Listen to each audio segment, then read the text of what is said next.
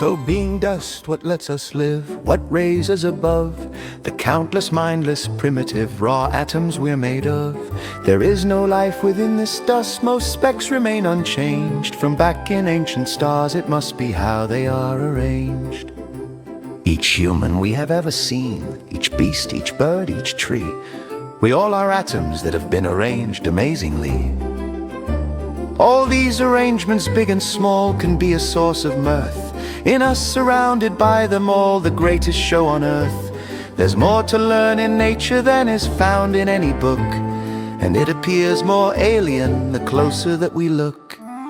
Below the surfaces we see the skin and scales and bark. The cycles of biology are working in the dark. Right now our lungs take oxygen out of the air we share. Our hearts and bloodstreams take it then and pump it everywhere. If we look closer we can see our lungs to be a place where in a dance of chemistry our breath and blood embrace. We're built from many works of art, from organs that combine small tissues, each a special part with intricate design. Now each such tissue then contains innumerable cells, and here inside each cell again are tiny organelles. Within all forms of life we see there's hidden vastly more, bewildering complexity that must inspire awe. The stars we see with telescopes are big and bright and far, but we find life with microscopes still more spectacular. In fact, there's more complexity in one small butterfly than we see in the galaxy out there beyond the sky. All living things we've ever seen are built from living cells. Each cell is like a small machine comprised of chemicals. In all our cells there's utterly infinitesimal molecular machinery. We're nanotechnical. Still zooming closer, we just find a multiplicity of ancient atoms that are kind of bouncing randomly. The static things we think we know are maps the territory, as constant and chaotic flow beneath the shapes we see. It's here right now, as close to us as anything can be. The movement of the specks of dust shapes our reality. The randomness in what they do we call their entropy, and its domain is whereinto our lives have come to be. It disassembles ordered things unless they can outgrow its endless blind disordering and spread within its flow.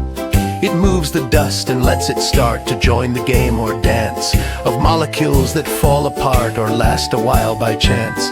So hydrogen and oxygen join water, which can gain entropic warmth that makes it then play games of cloud and rain. Where entropy is less intense, such drops will crystallize and dance the longer, slower dance of snowflakes and of ice. Inside ourselves we feel right now our living, breathing form to be and to remain somehow comparatively warm. Our atoms lost the stellar heat and left behind the cold of empty space. In warmth we meet, in warmth does life unfold.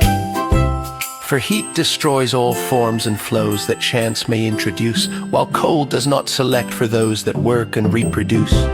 In warmth the growing randomness of entropy can be just right for the profound finesse of biochemistry. Warmth as in us makes atoms stay a little restless, so they bump into each other's way, react and let games grow. With carbon in particular, reactions are not rare, but the majority by far does not lead anywhere. Yet chemical reactions need mere moments to be done, and let the dust join games that lead to others further on.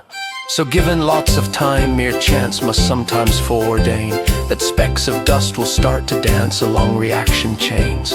Around 4 billion years ago, on Earth, a warm wet sphere, reaction chains began to grow, the past that led us here. In chains of random chemistry, the molecules that they unite can in their unity join bigger games to play.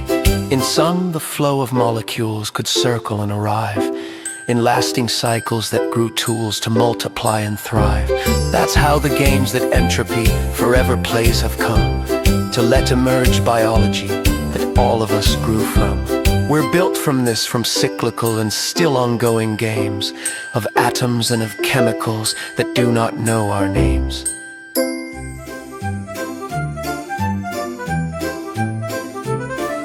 The games take place in everything.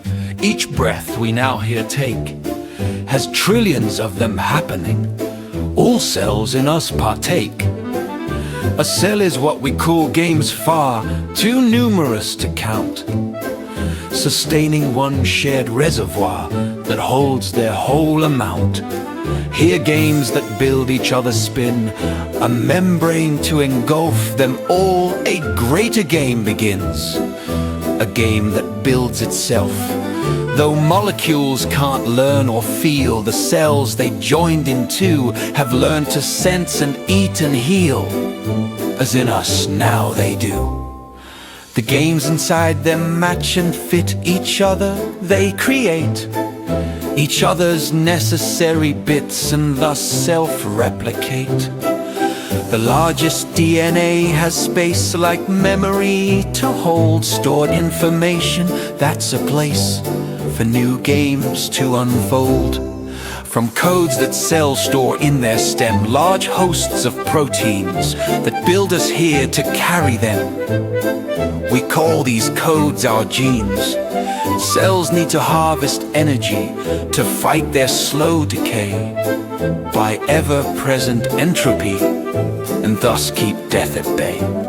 Some games can help the cells with this, hence some cells now include microbial photosynthesis that harvest light as food. Cells work so well that everywhere we look now, they are found on every surface in the air and deep within the ground. They are the winners that remain, the losers are all dead. All life in entropy's domain must die if it can't spread. These cells competing, growing rife for countless years on end, turned Earth into this ball of life to which we now attend.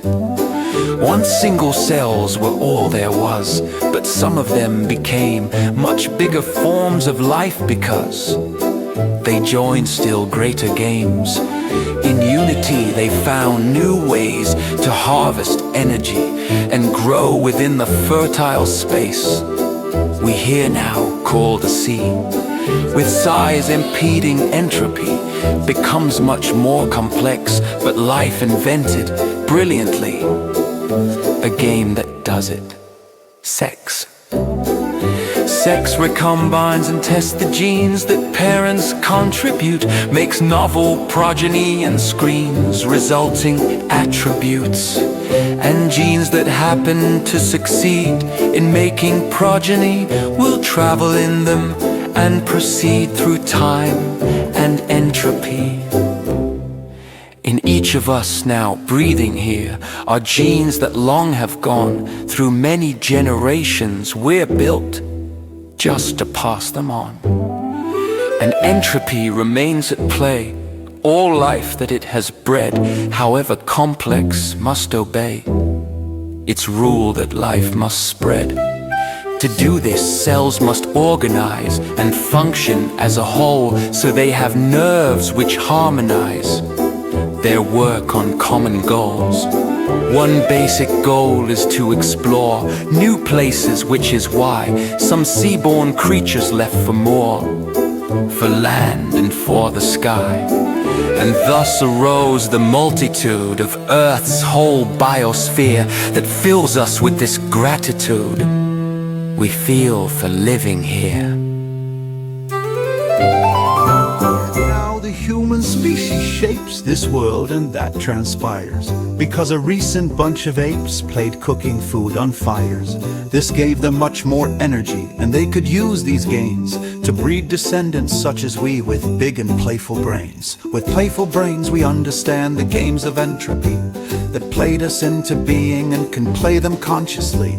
With growing knowledge we can trace all aspects of our lives to games that built the mental space wherein our knowledge thrives. At every scale we see again so many things that draw upon each other. We might then think that's designed or law, and yet no law or plan exists, mere chaos has led on. Each scale some lucky games persist that others built upon.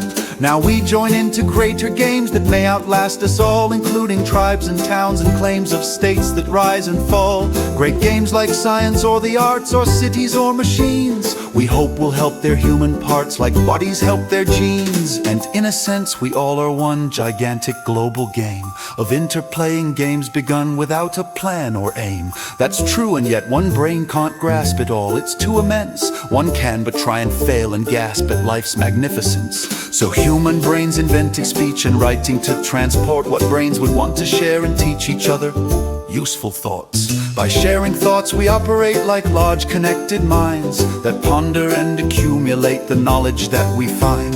The thoughts we share help harmonize our work on common goals and join in ways to organize the knowledge we control. Our knowledge helps us build new games that let us drive and fly, and even let us ride on flames to pierce the waiting sky. We humans know there's so much more surrounding Earth. The stars, our playful brains cannot ignore how unexplored those are. The games of entropy coerce us, still we must diffuse to roam this playground universe and put it all to use. One day self-replicating ships will from this earth be hurled to leave on interstellar trips and spread from world to world. In but a short few million years such ships can easily spread many daughter biospheres throughout the galaxy. And yet no other life comes here, the sky we watch looks still. No life is spreading, maybe we're the only life that will. But probably out there we'll meet life stranger than our own, life made of something else than meat, by games as yet unknown. And all we'll find and understand can join in what will be still greater, cosmic, truly grand, new games of entropy. One day all worlds our starships reach shall learn to live and care, for we have many games to teach to all the dust out there.